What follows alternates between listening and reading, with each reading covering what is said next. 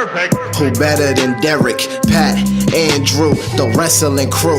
Man, they bout to put an end to y'all careers like a finishing move. They bout to give y'all facts on these cats that's fighting on these mats. Y'all can't see them like John Cena. Even if y'all had 20/20 vision, y'all better listen, pay attention, and take notes down and realize that it's not your time now. And watch these three kings take the crown. Hey, hey. Hey guys, this is Miss Jasmine, and you are listening to Wrestling IQ 101. Hey guys, welcome back to another edition of Wrestling IQ 101. You can find us on Facebook, Twitter, and Instagram at Wrestling IQ 101, and also at WrestlingIQ101.com. And I'm sitting here with Pat and Derek. Yo. And we're sitting with WrestlePro's Chris Payne. How's everything going, man? Everything's good. What's happening, boys? Not much, man. Good. Nice rainy day here in New Jersey, you know. It's beautiful out. Yeah.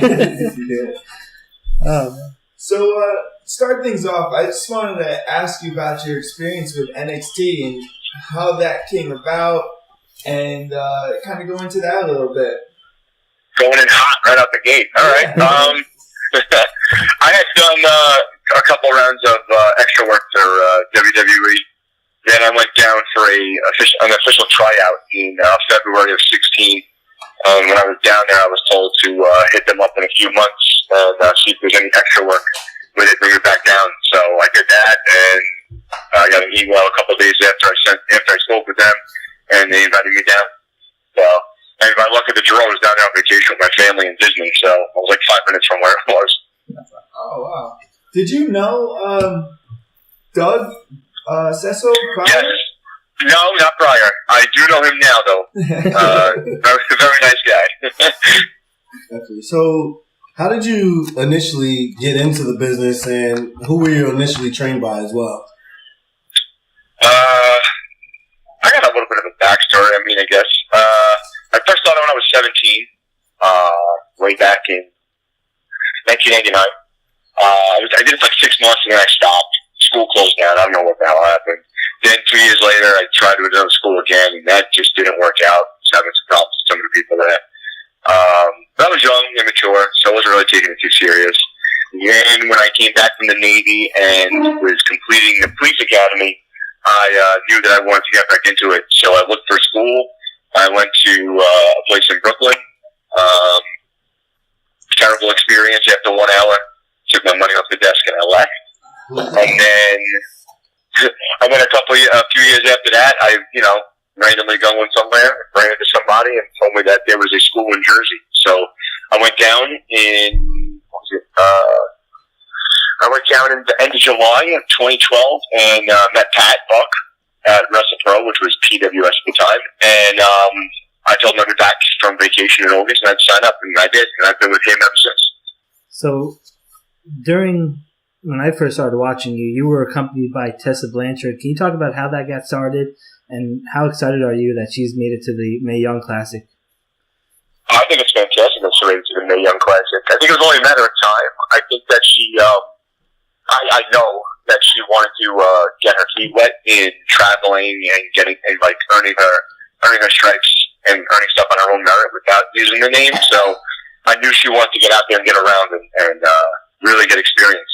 But as far as making the Mae Young Classic, it was only a matter of time before she went to WWE, and I think she's going to stay there when it's all said and done too, in my opinion. So I think that's great. As far as it all coming about, that was just something that they did creatively. Really thought it'd be a good fit for me. The cop background, people respect that. I don't know. For some reason, I feel like they had this vision of us just being together, and I don't know. I guess policing and being Southern has something to do with each other. Because what the frig was it? John Mellencamp, the Authority song was my entrance song, and it kind of had a Southern twang to it. Yeah. So, but no, it was great. She was really fun to work with. A lot of fun. Because that also led to a feud between you and Eddie Kingston, and they also brought in Tully Blanchard, her father, who also got injured. Can you talk about wrestling Eddie Kingston in that situation? Yeah, Eddie was good to work with. A good learning experience for me. He brings a different style of wrestling to the table. So being able to get in there and wrestle with somebody that's different than normal wrestling, especially being so young in the business, it was a lot of fun getting in there with him. Yeah, that was I don't even know how long that lasted. It was a little bit. I wrestled him several times. And then being in there with Tully was awesome because I'm a little older than most independent wrestlers. I'm 35. So, I mean, I know there's guys out there in their 30s, but the majority of the time you go around, you see guys in their mid-20s or people that just, they're babies. So being able to be in there with Tully was awesome because I actually remember him when I was younger on TV. So, I just wanted to hear your take on the Untouchable stable. Talk about how you enjoyed being a part of that and how much everyone has progressed since being part of the Untouchables as well. The Untouchables is something that the four guys originally, the four of us that were in the group with, had come up with. We wanted to do something where, we would all be together, we were all coming up learning together, something that could like almost, I'm trying to think.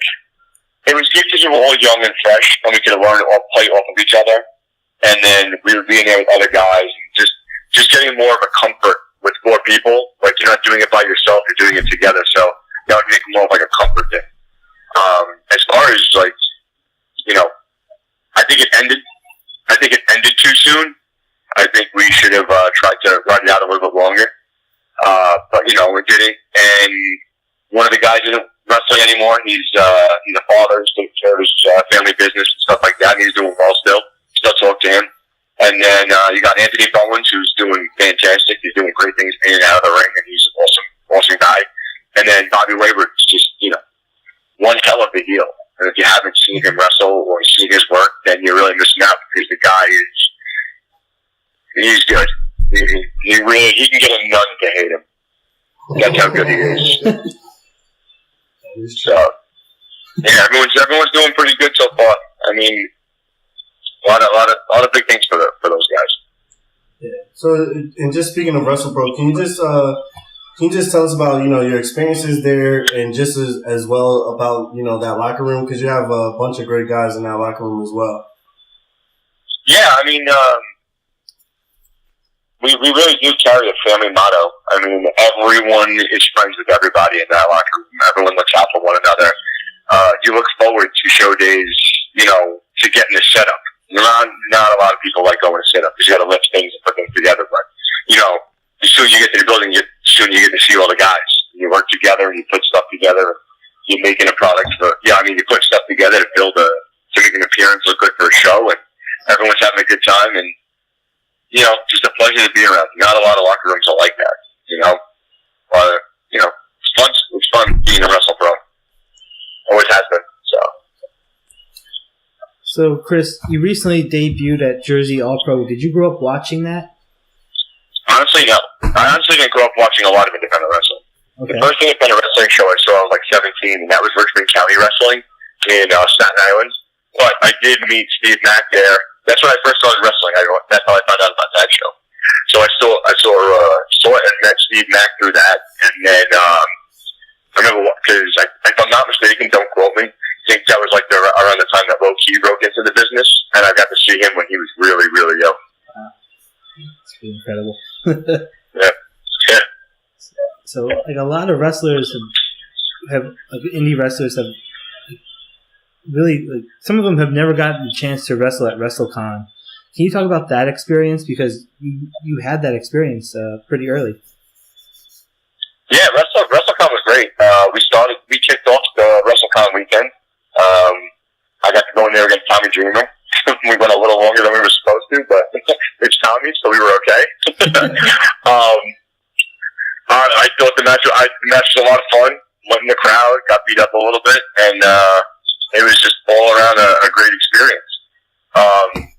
Looking forward to next year, though. I hope that I'm booked on a couple more shows as I'm trying to start getting myself out there now. Mm-hmm. But it's one hell of an experience. And if you haven't seen it, if you're a fan, I would definitely get down there because you see every walk of life in the wrestling business is at that show. You could see anything. There's something for everybody. Not just WrestlePro, but the whole entire convention itself is amazing. I got to see some guys that I never thought I'd ever seen in person because of the whole weekend being put together. So it was pretty cool. Oh wow, that's awesome. Yeah. It's like a wrestler's dream, right? Yeah, no, it seriously is. Speaking of wrestler's dream, you also got to wrestle Ultimo Dragon in Mexico City as well. Can you kind of just tell us about that experience and how it was working with the legend? Yeah, me and Damian Gibbs, we got booked to go down there in Mexico City, so we went down. I think we were all together. It was like a day and a half. We landed, got there, wrestled, slept. It was so quick. But, yeah, man, Mexico Arena is amazing. Such an atmosphere. It really is.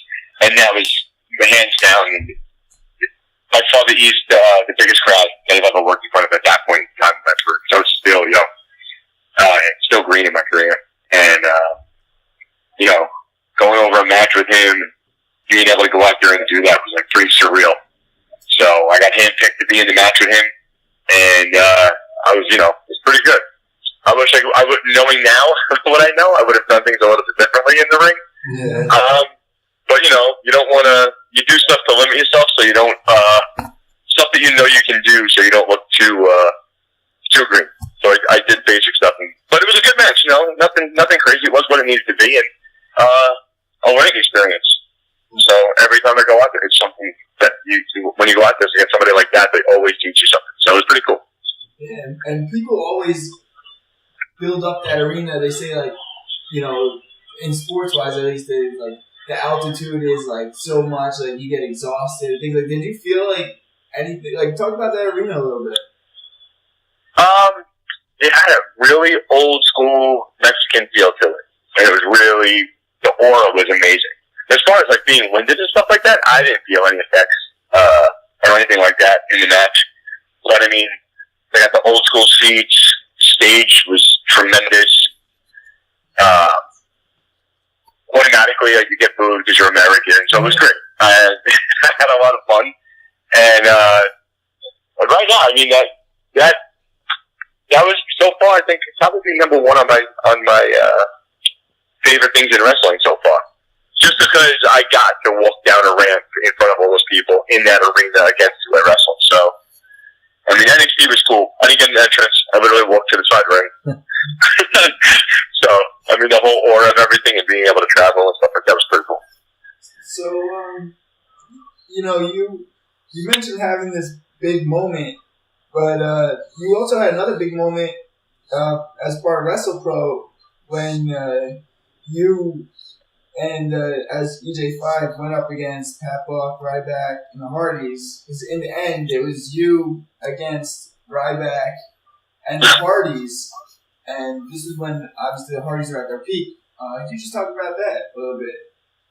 Yeah, I got pummeled in that match, man. It wasn't me against them. That was a gang assault. No, that was awesome because I grew up when the Hardys were super young and really coming out with. I mean, just being able to get in there and then take the Twisted Fate and then the Swanton, it was amazing because Jeff Hardy's one of my favorite wrestlers of all time. So I got to get in there with him and I guess mix it up. But no, it was a lot of fun. I mean, that's gotta take your picture with these people when they're all down here. So I made sure I got that photo with all the guys that were in that match. It was surreal. Pretty cool. That's up there in my favorite moments in wrestling so far. Yeah, I mean, the Hardys were at the peak. They're the top guys in wrestling at that point, in all of wrestling, I would say. And, I mean, it's pretty crazy because you took, every finish in that match possible. Yes, I did. Now, being a police officer, is it hard, being a bad guy in wrestling and, having to be a good guy in real life? Yes, it is. It's probably the toughest thing because people that know me, I'm a nice guy. Yeah. But I do have a mean streak. If I wanted to, I could be the biggest dick alive and just make you feel like you're worthless. just because I have a way with words. Now, I'm having a problem with translating that into the wrestling world because I really can't say some of the things that I would say to get a reaction. I don't mean the stuff, but say some of the stuff that I would want to say or do some of the things I would want to do to get a reaction would not sit well, and if any of them caught fire, I could get fired. So it's been real tough trying to get that heel character out as the police officer. It's probably the toughest thing I've been trying to do in my career, because I know I have the wit to like just snap off comments at people. But doing it in that police form and that police gimmick has been the hardest thing for me, because once you pass that one boundary, it's like there's no going back, and you might get that title forever. And that's not something that I'm willing to accept, because granted, we're playing characters. Some people don't look at it that way, and they automatically think that that's who you are. And that's not me. I'm a very nice person. But in wrestling, I can be the biggest dick that you want me to be. Can I curse? Yeah. Okay. I can be the biggest dick that people are looking for me to be, but I have to be careful because of our shoot job. So it's been tough. Yeah. And I mean, you do blend them together too, because I know against the match with Moose, you brought out the nightstick, and you use tactics underhanded, but you also blend the two things. There you go, your real life and your wrestling life into one. Yeah, I'm trying to, and I think. Have you guys seen my new T-shirt designs? No, I saw it. There was like a green and black one, and I didn't look at it like too closely. Well, I'm trying to do something where I blended my whole entire aspect of my life, because it's easier to be. I can just be like a douche instead of just being a cop douche.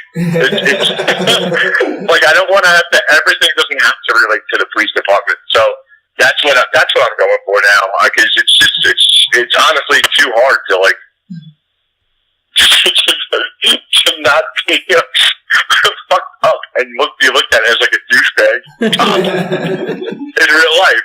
So I have to change it up a little bit. So I'm just gonna be me and just turn up the volume. And if you don't like it, tough shit. You're gonna have people running every time they see you pulling them over, man. It's like, oh no, that's the guy. I'm like, oh come on, man. Can I get it? It's just a summons. I'm not that bad. My grandpa was a New York City police officer, so maybe a little leeway.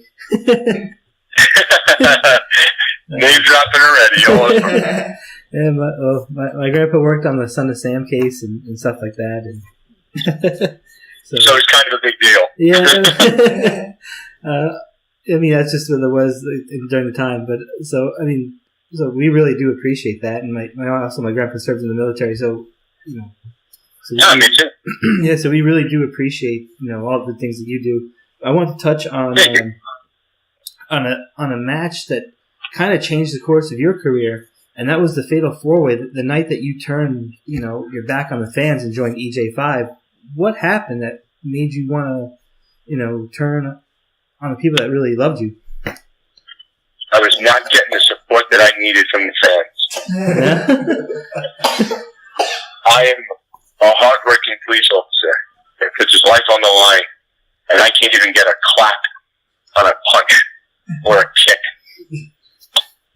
The hell with the people. I do it my way. Just like Frank. Oh, that was an incredible match, and I was stunned that night when you joined EJ5. Yeah, it was fantastic. I had my hand on Joey Ryan's balls for about half an hour. You didn't enjoy it as much as we did. Huh? I mean, it was soft. It was nice, but I mean, oh my god! I think that's an 30 exclusive. seconds would have been good. Oh man! Now with recently with KM and Fala and Bokara going to Global Force, and I guess we're kind of seeing like a little bit of a partnership between them and WrestlePro, because we're seeing a lot of WrestlePro and Creator Pro guys debut on Global Force. Would that possibly be something that you're looking at, or something that would possibly even be in the works right now? I'm not looking at that. I don't know if they're looking at that, but it's definitely something if they propose to me, I would absolutely entertain. I mean, nothing's been said to me or from my end or their end. So, I mean, if they approach me and ask me if I'd like to take part in it, I'd absolutely be interested in that, because that's another step in the right direction, you know? Definitely. Yeah, they have definitely a good working relationship. So hopefully it's just a sign of things to come. But as of right now, for me, shoot, nothing going on. Yeah, gotcha.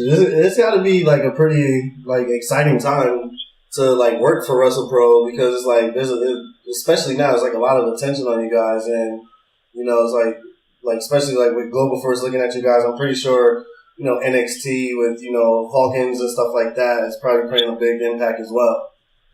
Well, I'll be heading down to NXT again on the 23rd. Nice. Wow. That's awesome. Yes. So I don't know in what capacity. I just know I'm going down there. So, you know, it's a very good time to be in WrestlePro. A lot of things are happening for a lot of good people. So happy for everybody. I mean, even with all this stuff aside, WrestlePro is a great place to be. We always put on a great show. Always put out great product. Always try to look as professional as possible. And I think that reflects because people do know who we are. And, you know, you look in the crowd and it shows. WrestlePro speaks for itself. But definitely steps in the right direction for a lot of people in the company. And speaking of, I meant to ask you before, did Bowens ended up going against the Authors of Payne too? Like, was that a coincidence that two WrestlePro guys got set up against them? Or like, random coincidence. Yeah. Really? 100% random coincidence. When I got down there, when I went, I didn't even know I was in a match, and they just told me I was in one. So I got there, and 7 hours later, I got dumped on my head. So it was good. Yeah. Well, I think Anthony Bowens owes him some paybacks, maybe an Untouchable reunion. Yeah, right. Untouchable against Authors of Payne. You never know. You never know. I'll go in there with Bowens for the belts against them. Yeah, right. I think you guys could definitely take them. So here's if you had to make your own fantasy match with somebody on the current indie scene or in WWE, who would be your dream opponents? Current indie scene. He's probably, in my opinion, the best in the world. Kenny Omega. Okay, yeah. Him, and then WWE without a doubt, AJ Styles. Yeah, man, that'd be sick. And both guys have come through Rawway too. Yeah, I know. I know. If only I wasn't so green back then. I'm not performing to my potential right now. I'm getting better every time I go out there, in my opinion. So I don't care what anybody else says. I know I'm getting better every time out there. So if only the times are different, probably could have happened. But who knows? You never know what the future holds. Yeah. When are we going to see the tag team with Flip Gordon? I don't want to tag with him. I want to beat the shit out of him. Oh, man. Somebody needs to book that ASAP. I want Flip Gordon in a no-flips match. Oh, man, I'd love to see that match. And if he wins, he can call the stipulation. Oh, man. I don't know if I'm doing any backflips. You might get a moonsault. Yeah. Hey, I'd be interested in seeing it.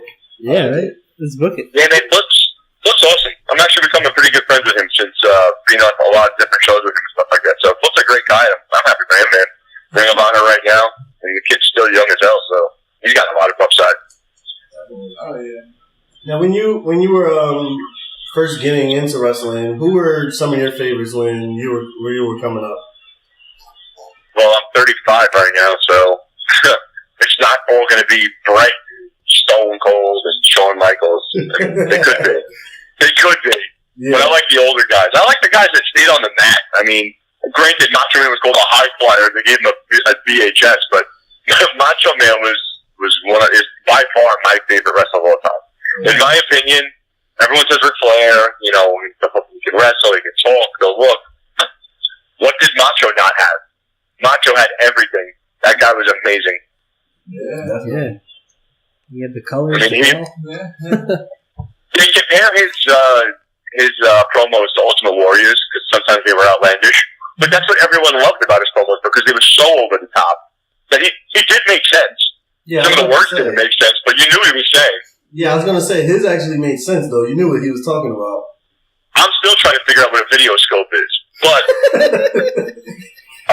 If you just look back, his intensity all the time, the way he carried himself, granted, he might have been psycho, but he was always professional. Like, he always brought his A game. He was always ready to go, always ready to cut a promo, always put on a good match, always had the right gear. Everything just flowed with him, and I love that about him. Because of Macho Man, I still eat Slim Jims to this day. 100%. And when you get one, how do you not say, "Oh yeah"? Yeah, exactly. I was going to say that's snap into a Slim Jim. That is forever ingrained in everyone's head. Because somebody will be like, "Oh, what do you have? Slim Jim?" And like, "Oh yeah." You're like, it happens. Definitely. Yeah. So everything is everything. Yeah. That's amazing. Oh man. What are you talking about, Payne? No, that's funny. You listen to Don't Get a Video Scope here. Yeah, that is spot on to the T. No, if I could do that all day long, like I would talk to people at car stops, arrests. I'm like, "You're going under me." Yeah. So I'm gonna have to put on the banner now. I'm gonna have to say interview with Chris Payne and the Macho Man. Nobody would even know. From Saratoga Springs. Yeah, how's it going? Good to see you. Yeah. Oh wow, that's incredible. That is amazing. Now, Chris, can you tell us ultimately, what is your goal in wrestling that you want to accomplish? Man, I want to be in the WWE. Yeah. So that's my number one goal. So that's my sergeant always asks me, "Chris, what's the end game with wrestling?" And I'm like, "Shut the fuck up, leave me alone." And because he knows what it is, he's just busting my balls. So WWE is where I want to be. WWE is what I grew up on. You know what? That's what I want. I would absolutely love to do something in, if that didn't happen, I would love to do something with Impact, maybe Ring of Honor. I'd love to wrestle in Japan one time. that'd be nice. Yeah, I mean, and as far as getting out of wrestling, like, I'm not in this for the money. Dude, I'm good. I make six figures. My wife makes six figures. We're good. Yeah. So, I'm not hurting. But I love wrestling and I want to be in wrestling. Like, that's what I want to do. I want to get up, go to the gym, throw in like 2 hours, 3 hours in the gym and work out, make sure I look the part, and then go to practice for 5 to 6 hours. And then that's it. Like, perform. That's the goal. Nice. So, talking about going to WWE, I saw you made the Tough Enough video. Tell me about the story behind it. Your idea for the script, the leading up to it. How many takes it took you to make it? Like, give me the whole story behind that. Well, when Tough Enough came about, they said cut a promo, and I was like, okay, that'll be easy. And it probably took me about 25 takes. Because you know what it is? Like, I think everyone's got this problem that's a wrestler, or anybody that's like, I'm not a perfectionist, because nothing that I do is perfect, and nothing that anybody else does is perfect. But you're always harder on yourself. So, you always look at yourself in the mirror and be like, oh, that could look better, or oh, that match could have been better, that spot could have been better. But everyone else is like, man, that was awesome. So I did it like 25 times. There was probably another one in there that was better than that one. But I wanted to make sure that I got the point across of who I was, where I'm from. Tito Santana, that's a true story. Tito Santana, when I was at the Meadowlands, he was the only guy that I could reach over the entranceway to. Because back it was like 89 that I saw my first show. I was 7. So I leaned over the walkway like the basketball players come out of the Continental Airlines Arena, and I was able to give him a high five. So like that was the moment that I loved wrestling. That's awesome. Yeah. So everything I did was true. I mean, that promo was true. That's awesome. Yeah. So Chris, you talked about some of your goals to get to WWE, maybe Global Force. In WrestlePro, do you think we could see you become the WrestlePro champion this year? I don't see why not. Yeah. I mean, I can go with anybody, in my own opinion. I definitely, listen, I can go out there and put on a show with anybody, so I don't see why I can't go in there and, battle it out for the championship. It's all in the cards, you know. Gotta wait my turn. Now other people having bigger matches. Not bigger matches, but like, you know, in different spots and stuff like that. So when I get the opportunity, if I get the opportunity, I'm gonna try and capitalize. Sounds good. I think everyone agrees that there's nothing that can stop you. You've been forced to WrestlePro for a while now. Yeah. And so I want to talk to you about facing Brian Myers, because that's been one of like the top feuds. You know, how was it, you know, wrestling him in the stands of the rec center and all the different things that you did, you know, him screwing you out of the championship and stuff like that? I thought it was a great storyline. I thought it was a great feud. Easily my longest feud by far. I think it went like 9 months. Or something like that. I could be wrong. But it was definitely my longest feud by far out of any of them. And I just think everything was good. It built and built and built, and then the blow off was, you know, that's slap in the face. But no, I mean, wrestling in the crowd, that's easily one of my favorite matches. Like one of the most fun matches I've ever had, because you're just able to go out there and do whatever, wherever. Yeah, my favorite part, so I was watching that back and you could see me, I'm like trying to tape you. And I'm like kind of worried. I'm like, oh, I hope they don't like run me over. Because you guys went like reckless out there, and I was like, oh man, like. But oh man. Yeah, I mean, listen, I had fun doing that. Throw me over a table, throw me through the crowd. I don't care. Is it more rough in the ring or on the job as a cop? They both have their difficulties, you know? I mean, I gotta wear a vest, a gun belt, I get in and out of a car all the time. It's 98 degrees outside, but then it's like 20 degrees inside the car because the air's pumping. So, I mean, you know, they both take their tolls on the body, that's for sure. Getting in a car with a gun belt wasn't like in God's plan, I don't think, but it happened. So, they both take their toll. Yeah, that's nice. Can you tell us how many wrestling moves have you had to use on criminals? Oh, I've done several. I'm not even kidding. Oh man! I had a prisoner in a leg lock the other day. Oh my god! That's funny. That's pretty serious. Oh man, that's crazy. That's probably even worse. You find a police officer that's actually a wrestler. That's probably even worse than just a regular cop. I won't say why I did it or who I did it to, but I kind of did like a variated German. Oh my god. Listen, you got to get somebody off of somebody else. There's only one way to do it. Pick them up in the waist. I wish you would patrol my neighborhood. I don't do this every day. I'm not fighting somebody every day. I would feel a lot safer though. Hey, I'm definitely undefeated in the police department. That's for sure. Oh, they should make this into like a WWE movie. I feel like this would be a good storyline. Yeah, this should actually be a WWE movie like worth watching. I'm gonna give you Can I give you my dream match? Like you versus Big Boss Man. Me versus Big Boss Man. I think that'd be epic. Yeah, man. You know. I come down in a police department uniform from NYPD. He comes down with Cobb County. That'd be awesome. Yeah, NYPD. This is something that's something that's fun and interesting coming up. Starting tomorrow, the NYPD is doing a profile documentary on. Oh, really? Oh, nice. That's nice. Yeah. Oh, that's awesome. So it should be good. And also, you guys you are hosting a charity event too for the New York police officers, right, in Staten Island? Yeah, August 10th. It's a Thursday night. It's a fundraiser. Was that your idea? And what's up? That was all your idea?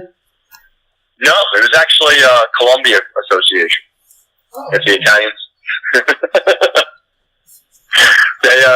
They wanted to do a fundraiser, and they knew that we did fundraisers, and it was something different than the normal, like, sit down dinner or whatever the hell it is people do fundraisers nowadays, or a car show, and they wanted to do wrestling. So they actually, if I could get in touch with Pat, and I set it up with them. Oh, that's awesome. What's the doc about? they're just following you around, and like, how did this whole thing get started? What's it about? They're going to be following me to training at the academy. Training at the at WrestlePro. Following me to training with my personal trainer, and then follow me to while I'm on patrol. Nice. Oh wow! Yeah, so it should be pretty good. Yeah. They said the guy explained it to me. It's going to be something kind of like a ESPN 30 for 30. Oh yeah! Oh wow! Oh, definitely. That's pretty cool. That's awesome. Mm-hmm. Definitely be a I'm pretty excited for it because the guys at the NYPD do an exceptional job when it comes to like the TV video unit. Mm-hmm. All those guys are super talented. Like they could be doing that as an outside job. So I look forward to starting filming and then ending it and seeing the final product. So I can, it'd be a nice piece of piece of material to have to get out to people to see who I am and what I'm doing and stuff like that. I think it could really help. Yeah, it sounds cool. I'd definitely watch it. Yeah, it sounds amazing. Yeah, so, once it's all done and everything like that, I'll make sure to post it and share it on social media. You guys can do the same. Oh, wow. But yeah, it should be pretty good. They're going to be there following me. I think they're going to be following me up until the WrestlePro show, the 10th. So, on the 10th.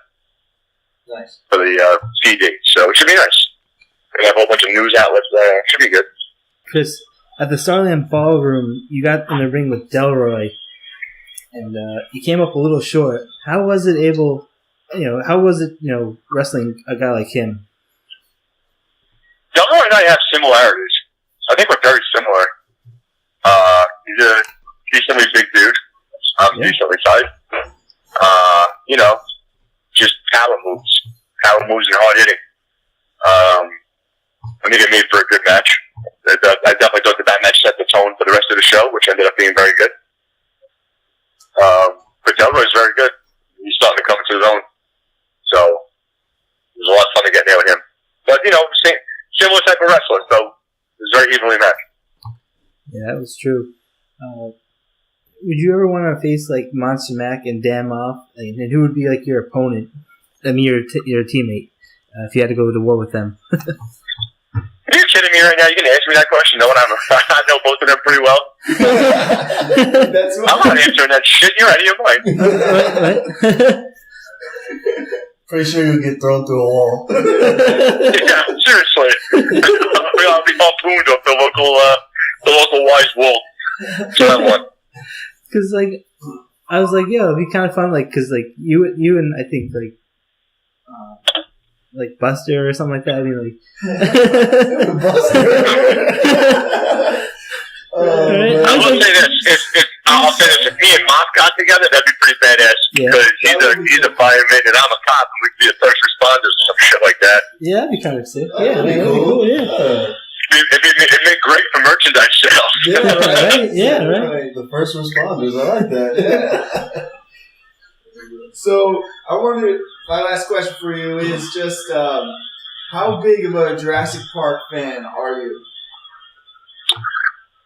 I am a pretty big fan. I own a Jurassic Park replica Jeep. I have the Jurassic Park raincoat. I have the Jurassic Park hard hat. I have the Jurassic Park barbasol can with the little vials inside them. Got the spring action. I have their toys. I have their die-cast vehicles. I have T-shirts. I have stickers. I'm in a group for them called the Jurassic Park Motor Pool. Oh, man. I go to events with these guys. All my keychains, all my car keys are Jurassic Park. I'm a decent fan. I got a T-shirt that's made just like that, but with my likeness. Nice. I mean, the movie sucks, but I'm kidding. Nice. So, but you're a toy collector. Do you only collect Jurassic Park, or is it like more than that? You're out of your mind. My wife wants to kill me. I got nothing but wrestling figures, Walking Dead, Fast and the Furious diecast vehicles. I got belts, comic books, magazines. What's it? Beanie Babies.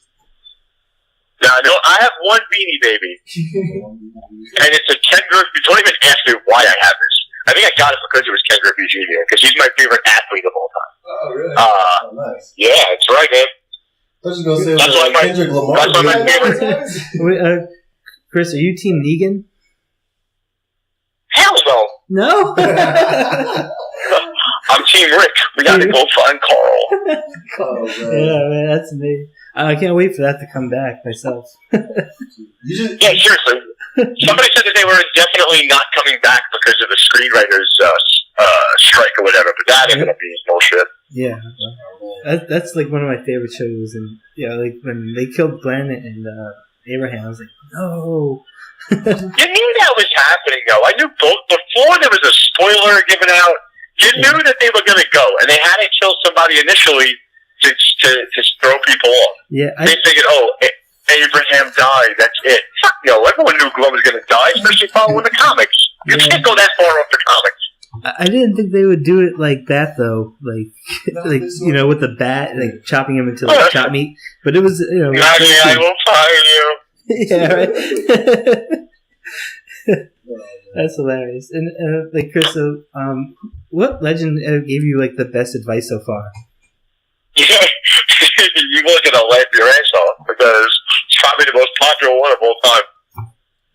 Who's that? Hulk Hogan. Really? Wow. I went to meet him. That was the wrestler that I went to meet when I found out about WrestlePro, PWS. And I said to him, I had bought the tickets before I started the school. And literally 4 months later, I had already been I started the school after that. After I bought the ticket, I started training like 2 months after that. And I was having my first show. And I asked him, hey, I have my first show coming up. Do you have any advice for me? And his advice to me was, slow it all down and remember that everyone is a mark. We're all marks. And the whole idea is to engage with the marks. He's like, if you could do that, you'll be fine. And he was giving me, he kept talking. That was the gist of it, though. But he kept talking to the point where the security guard came over and was like, all right, you have to come, sir. And Hogan turns to him in like full gimmick and goes, whoa, brother. And he kept talking to me. So that's legitimately some of the best advice I've got. And he was the first person that ever talked to me to give advice. So Wow, that's awesome. That's awesome. Yeah. Pretty mind-blowing. It is. I figured he would go like, you'll be fine. No, he was pretty cool. It's kind of surreal meeting him too, like because I got to meet him and his hand was like a bear claw, and I'm like, this is probably like it doesn't get any better than this. Yeah, no, it really is. It was pretty cool, man. Yeah. And I was 30 when I first met him, and I've been a fan for 30 years. So I was like, oh yeah, okay. It's funny because I don't get starstruck either, and like he shook my hand. He's like, "Thanks for wearing the shirt, brother," and I'm like, "Yeah." So you know what's funny? I don't get starstruck that easily either. Like, you got to be like a mega celebrity for me to be even come close to being starstruck. Because I don't know. I attest a lot of that to the police department because when I'm working, it's not like I can fanboy and like go take pictures with these people. Mm-hmm. Like if there's a moment where I can take a picture, I might take one, but for the most part I don't. Mm-hmm. So I've been able to like control myself that way. So and then being in the locker room with some of these guys, like some of these mega stars, I've been in the locker room twice with AJ Styles, and when I see him, it's actually pretty funny. He actually remembered my name, so it's like he actually says, "What's up, Chris?" Because I introduced myself to him at PWS, and then I saw him like maybe 8 months later in Pennsylvania at a show, and I was like, "Hey, what's going on? My name's Chris," and he was like, "I know who you are, man. PWS, I remember." That's awesome. Nice. Yeah, I was like, all right, AJ Styles knows my name. But yeah, I don't get starstruck anymore. It's I don't know. It's weird. Because it's like, oh wow, I wonder what this person's like in real life. And then you see it and you're like, oh, alright, cool. Yeah, right? These are good people. Yeah, that's it. So that's how I look at it. That's how I looked at everything since I was growing up. When I was in the Navy, like everyone used to get like like they get nervous when like they see a supervisor or like a chief or somebody like that. And I'm just kinda like, the fuck is everyone getting all bent out of shape with? They're regular people, just like you and me. I put my pants on one leg at a time. What the fuck? That's it. Because everyone's afraid to talk to somebody. And I'm like, listen, if you talk with respect and you treat them with respect, then they have no reason to treat you with disrespect. yeah, exactly. Unless they're just Definitely true. Definitely true. Chris, can you tell the fans where they can find you at on social media? Social media, yeah. Twitter, I am at House of C Payne. On Instagram, the gram, I am at CPayne24. Facebook, I am my shoot name, Chris Payne. And I think that's it. I don't have Snapchat. It's stupid. It's absolutely ridiculous. If I see one more fucking crown of flowers, I'm gonna kill someone. Oh man, that's funny. Tell me that's not the stupidest thing you've ever seen in your life. Like stupid pictures like that. Like, yeah, that's what I want to see. It's making half of these girls look better than what they really look like. Man, you don't know what half of these girls look like anymore because of these damn fucking filters and stuff like that. That's true. Definitely true. I was driving in the road and then I saw someone made a poster, like a missing dog poster, reward. And it was someone's face with the dog filter. Oh man, that's cool. Like, why? Listen, why are these dudes putting on cat faces? Stop it! You look ridiculous. Oh man, it's crazy. Weird. So the show is Rawway. It's September 9th. You're going to be able to see Chris Payne there, and all the upcoming WrestlePro shows in the future, right? I'll also be at House of Hardcore on the 11th and the 12th. Awesome. Yep. So once I find out who I'm wrestling, I'll let you know. That's great to hear. Well, we definitely we appreciate you taking the time out, talking with us, answering all our questions. And absolutely, man, anytime. And for all the service you've done for us, our country, and the great city of New York. Thank you. Appreciate it. Glad to be there. And for us, we're Wrestling IQ 101. You can find us on Twitter, Instagram at WrestlingIQ101.com. You can follow us, listen to this great interview, listen to all of our other great interviews, and we are out.